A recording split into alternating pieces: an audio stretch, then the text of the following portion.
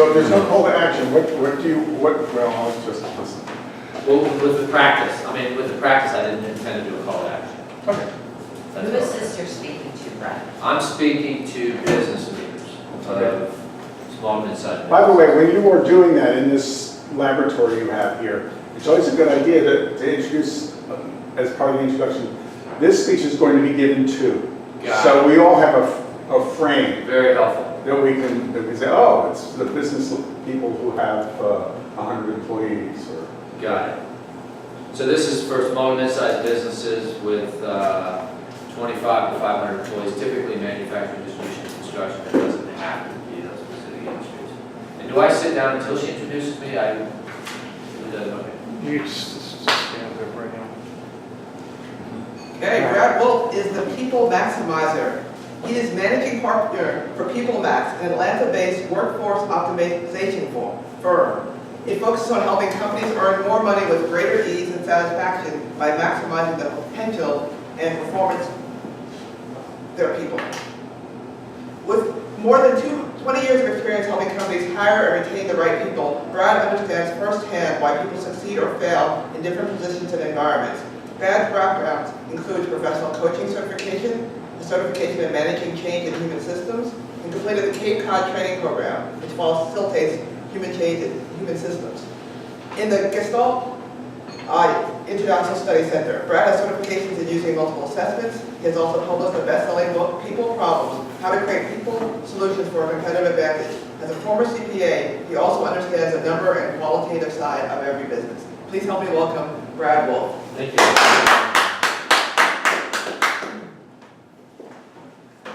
So the purpose of the speech is to help organizations make more money with greater ease and satisfaction. And what I'm going to talk about is a very simple process to make that occur. Now, most companies find that 80% of their workforce, 80% of their work that is done by only 20% of their workforce. Raise your hand if that's been your experience. So the companies typically think of this 20% as their A players or top performers. These people typically will produce 3 to 4 times more productive output than the low to mid performers. The thing is, there's a very specific reason these are top performers. It's not just by chance. And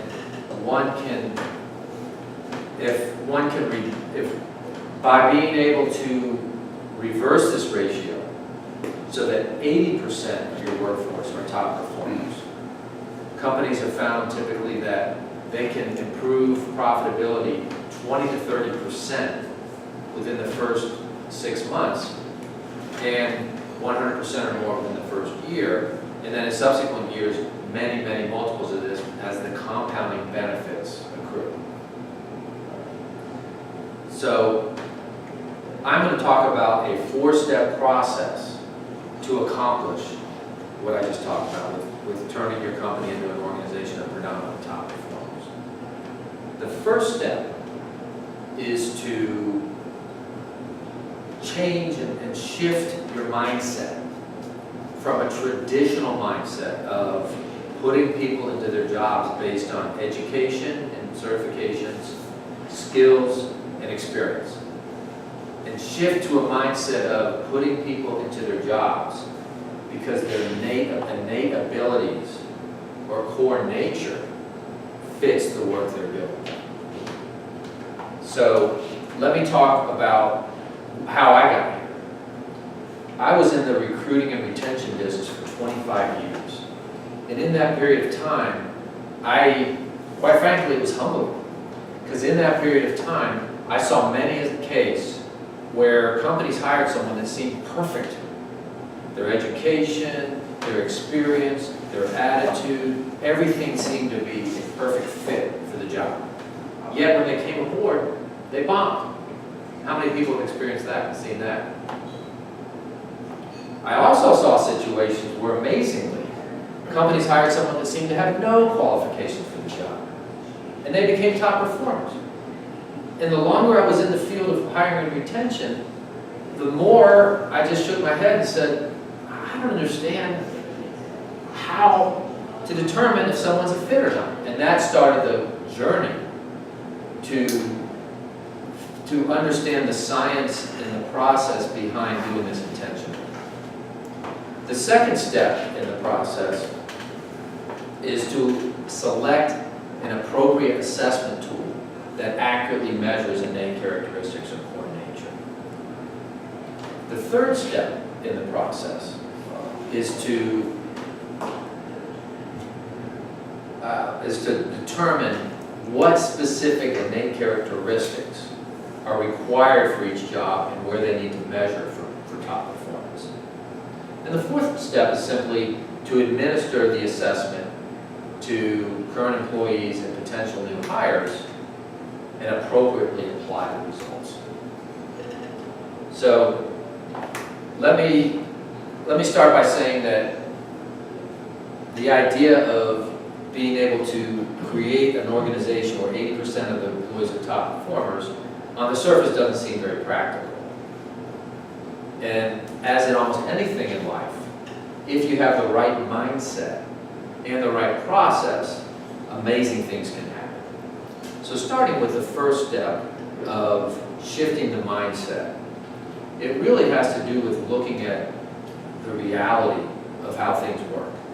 Think of yourself, for example. Think of something that you really enjoy doing that you're extremely good at. What if the majority of your time was spent focusing on that area? Now, think of something that you do in your job regularly that you're really not good at, you don't enjoy, and you'd rather procrastinate rather than do it at all.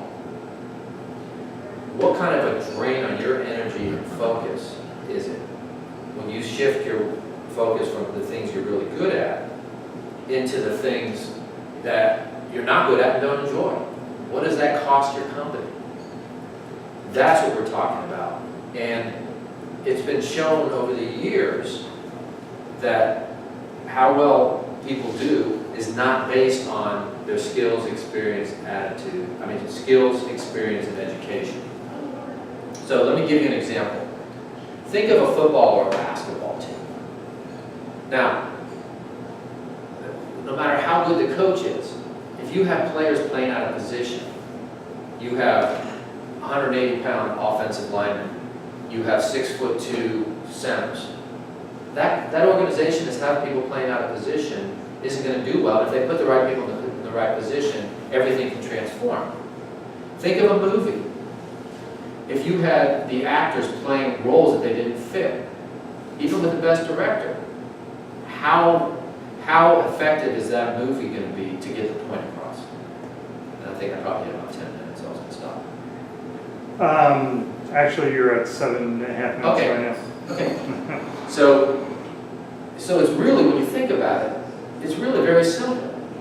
When people are playing out of position, all of your management and coaching and encouragement, all these other things that you do to try to get the performance up to par are never going to work very well.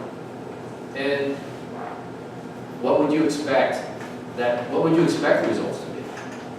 When people are playing in position, then the ability to create an orchestra where there's music and coherence and engagement becomes a reality.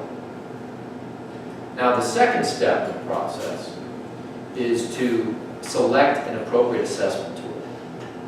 Raise your hand if you've ever worked with assessments. Okay? Raise your hand if you've had mixed results in terms of the accuracy and usability of the assessments. So this is something very common. And the reality is most assessments are personality assessments, and they have some major limitations. First of all, one of the problems with personality assessments is what we call personality is typically surface level behaviors that we see. But they don't address what's underneath driving the behavior. So for example, the personality characteristic that we refer to as extroversion. Let's say that, okay, are we done? 1 minute. Okay. 1 minute. Okay. So with extroversion, so let's say you're in a company meeting, and you see one of the participants consistently raises his or her hand to make points. Now, under the typical model of extroversion, it's easy to conclude that person's very extroverted, right? Thing is, you don't know that. What if the reason that person keeps raising his or her hand is that person wants to prove how knowledgeable and how much of an expert he or she is, and really isn't very extroverted at all, but is motivated to make the point of how smart and competent they are. So the behavior you see isn't the issue, it's what's driving underneath the behavior. And I'm going to stop. Okay, that's good. Let me start this time. I'd actually like to see you start with a real life story to begin with, something that's like a showstopper on there.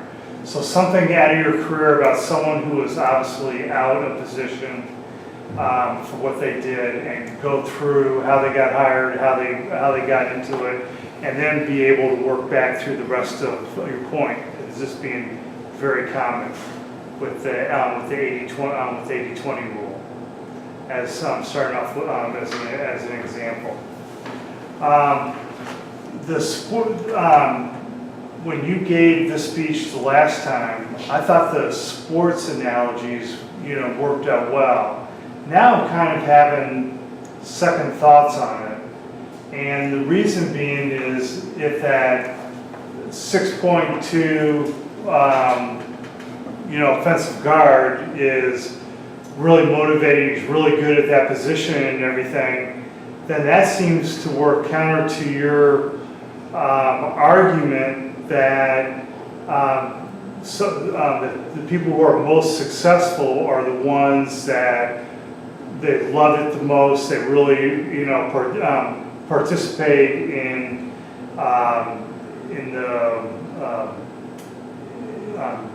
trying to accomplish something with those particular skills that they have, as opposed to somebody who is a real big center. I would say normally that would be that type of position, but someone who's a shorter center who's really in there and into it all the time seems to fit more of what you're saying in there, as opposed to the education skills. Does that make sense? Right, I was talking about natural ability is more important than what your credentials on paper and experience. Okay. You could have years of experience doing something you're not good at, Right. but you got all the experience in the world. That's what I was trying to say, and I may need to polish that up. Yeah, I don't know if anyone was catching what I was saying there, but yeah, I mean, obviously to me it makes sense that if you have a 7'2", center, I mean, that's the guy who you want in there. But I knew a 7-foot center and the guy couldn't dribble. I mean, he couldn't do anything. He had that position solely because he was, he was tall. He wasn't Kevin Durant. Right. Yeah. You gotta be careful with the sports analogies, because there's an assumption in the detail of what you use, like the 7'2" center, and the other one, I forgot what it was. Well, what I was saying Yeah, is, someone that's 6'2" could not be an effective center. Right. The thing is, what if the person doesn't know that sport? Exactly. And they have no reference to what you're saying. Yeah. So would it be effective to say, think of a sports team where people are playing out of position, and then if you put people in the right positions, now you have the ability to succeed? Or a movie where you have actors playing roles that they weren't fit for, and then you move them to the roles that they were fit for, now you have the potential for a really good movie. That may be, Right. without having to get into specifics that aren't necessarily relevant to that person saying, I don't know anything about football. Yeah. And Brad, honestly, I thought that last time, you did a better job of explaining that analogy than you did this time Mhm. on there. Okay. So, and I know you don't work with, prepared, speeches and everything, but somehow last time it just seemed to flow better for me than it did this Well, time. I've rewritten my speech and changed some things. Okay, So yes, I did I've written out a speech, that doesn't mean I've memorized it. right, okay, Okay, all right. that's helpful. Thank you. Anybody want to take the next step? I think where I got lost is that I wasn't sure, the assessments, the way that you talked about it, seemed like that we were assessing the things that you were saying wasn't really gonna work. And I got lost into the importance of, I guess, maybe your type of assessment that you were doing versus the assessments that were out here.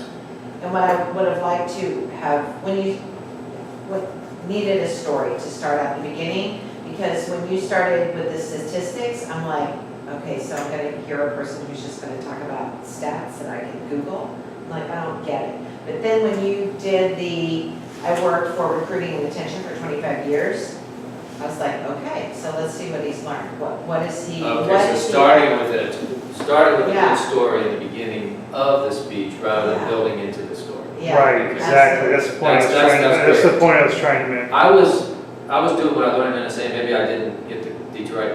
You start with the purpose, ROI, and preview. So I was going through that model. And then, that's why I did it that way. And I don't know if that's, But I think what you talk about and your 25 years experience, you probably have dozens of stories about people who were misplaced and mistakes that companies have made.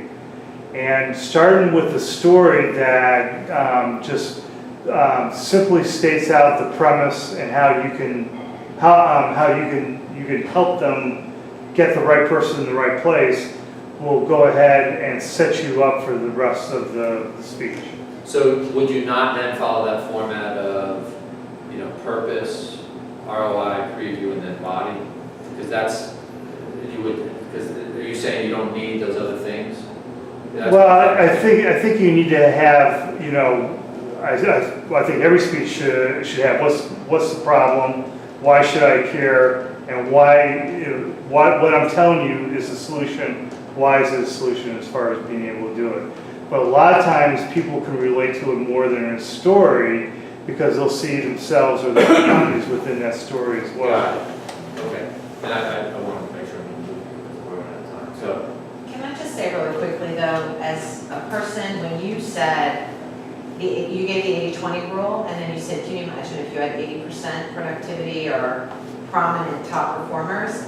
To me, I'm kind of like, yeah, everybody wants to talk about, ooh, let's have lots of top performers. But if you said to me, 20% gives you 80, I'm going to show you how to get 30. And that incremental lift is going to make an X, Y, Z number to your bottom line. Because then I would be like, God, if I can go from 20 to 30, I got it. so Like, you're saying yeah. it's too much to be I think it's too believable? much, yeah, it's too much to be believable. Even if there's evidence of people using this process that it does work, still it's too extreme? Because this is For not me, a I'm just saying for theoretical- me, like, I would be like, I'm in, like, let's get to 30, and then, incremental lift, 40, 50, because that goes into your next levels of what you're dealing with. But to me, it's already more believable if you can get in and give me a quick 10% incremental lift. I'm like, yes, that's beautiful. That's all. Okay. Great, thanks. Couple things in terms of delivery. I wanted more excitement. I know you're just kind of working the content, but it was conversational. You have a great conversational tone, but I just wanted something that said wow at some point. It was just information. It was very, very information oriented. It didn't feel like a keynote. It just felt like someone giving a presentation. And I want more of that. Also, when you ask questions, you say how many people have this. I would say how many of you, or have you ever noticed that? Because you're asking questions, but the way you ask it is kind of almost tentative, and so it takes away from the ask as opposed to being a more powerful ask. Right, so asking people to raise their hand if they relate, is that not? Raise your hand, but I kind of like it better, like, if you've experienced this, put your hand up or something, instead of just say raise your hand. Raise your hand sounds more like elementary school where you're telling Oh, okay. That's a good point. Just a quick note too, actually I love your easy way you just connected there, I love that, but you can vary that, like Julie was saying, with a little bit more emotion at times. Right. But one thing to keep in mind, one of the folks said to me, dress to impress, especially when you're speaking. So actually when you're even practicing here, actually think about you're actually in the game, you're actually doing it. So think about So I should wear more, okay. Great point. All right, Tom? I mean, okay. Where's my glasses this time? Where are you going? Come on back up. Oh, you want me to stay up there? Sure. Okay. Okay, all right, you mentioned the 80-20 rule. You're gonna tell me, I'm sitting here and I'm going, well, what's this guy all about? You're just gonna say, everybody's heard the 80-20 rule, you get 80% of your money from 20% of your people. I'm gonna tell you how to get 80% of your people to perform at that level. I'm checked out. Yeah. I'm done. This guy doesn't know what he's talking about. You may be able to do it, but nobody's gonna It believe you. seems too unrealistic. Yeah, the 10%, what if you could take that 20%, you get 25%, how much money would that make? It'd be millions of dollars to your bottom line. So that's and that's reasonable, that's realistic. Got By the way, the 80-20 rule was invented by a guy. I don't it. know. Wilfredo. Yeah, you might want to mention it, I don't know. I really like, okay, so, I had a dream last night. I'm a big New England Patriots fan. I had a dream that somebody slipped Bill Belichick some LSD. Bill Belichick, the best coach evidently who's playing in the game today. He had Tom Brady as the center. Tom Brady got creamed the first play, and he was out for the rest of the game. He had some 350-pound guard running out as the end or the whatever. You know, this guy's lumbering down the field. There are 5 guys standing there waiting for him to pass to him. It was a disaster. Then he had the guy who was kicking the field goals, the skinniest guy with no padding. He was the left guard. He got creamed too the first play. People don't work in the position they're in. So that's an example. You know, I just threw that together in my mind. Well, I can use an example from football, an example from movies. Imagine, Yeah, but the movies, I mean, you could say, you could kind of see one person slipping in. George Clooney goes into this clown that can't, Yeah, can't get I a mean, girl that's or whatever. But I think the sports metaphor is a real clear example. When you think about Tom Brady trying to kick a field goal, you know what the heck is he doing? The problem with that is if you have people in the audience that aren't into football, When you that's, say Tom Brady, like, I'm I agree. not a football person, Yeah. but I would say the Super Bowl winning quarterback. Yeah. Then- Yeah. so I can use, I was concerned about using just sports analogy if it's a crowd that. I thought the sports analogy worked, actually, even though I told you don't use it because I'm not a football person, Yeah. this, that, and the other, I thought it worked. I just think you need to explain it better. I think you need to search around and get something that works, because that's a great example. That's how people go, oh yeah, that makes sense. You don't have a 350-pound guy doing something that a sprinter is supposed to do, you know?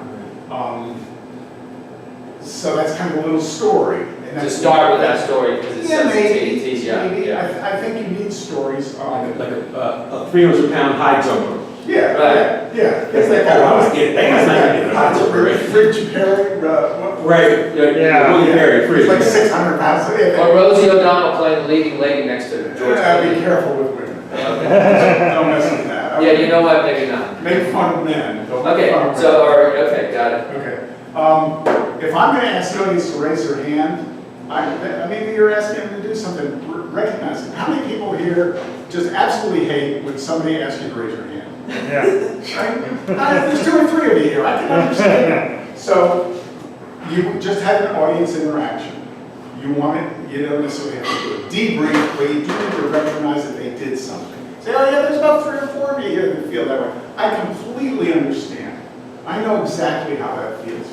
And don't keep doing that. You know, Right. you Like I gotta said, find consider space. this, or have you ever thought of that? Because, the raising the hand, like exactly, it's like, And they say, you just start around raising your hand. Why would I bother raising my hand? He's not even looking at me.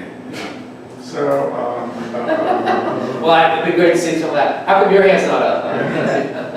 okay, you said, you talked about the assessment. You talked about the assessment tool. And it sounds to me like the assessment tool is the key to figuring out how to do this. Is there one? Yes, Well, that should be your big deal.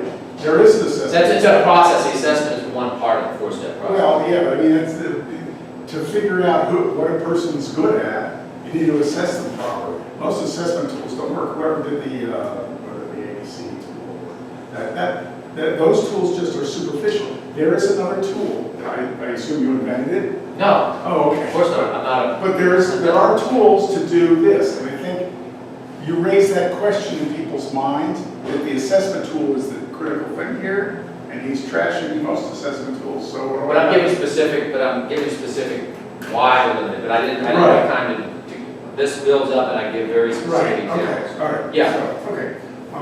So if anyone wants to stay another 30 minutes, I can. Well, I think You're welcome to. that's an important question for you to answer quickly. There is assessment tools that'll help you, it's not the ones you think about.